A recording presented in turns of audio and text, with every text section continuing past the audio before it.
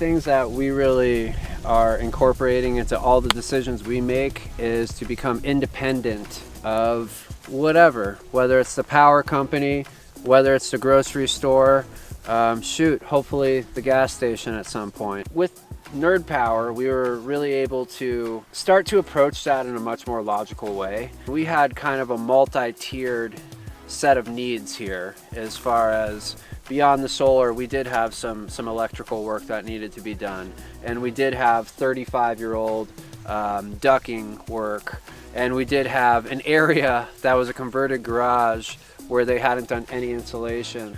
We really just had a whole host of energy deficiencies that Nerd Power was able to help us convert into efficiencies.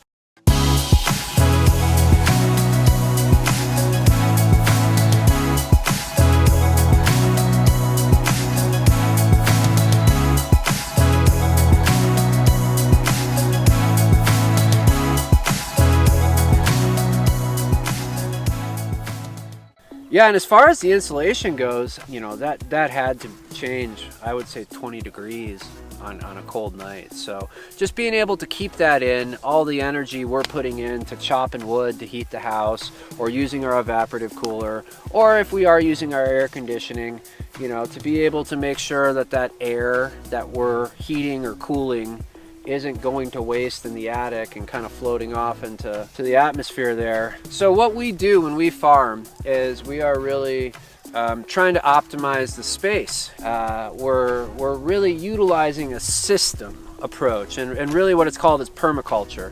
And that to me relates to how Nerd Power is doing their installs, because it's not just about harnessing the sun's energy. It's really about a whole system design. And, you know, it makes a whole bunch of sense for us. And again, is why we pulled the trigger and went with Nerd Power.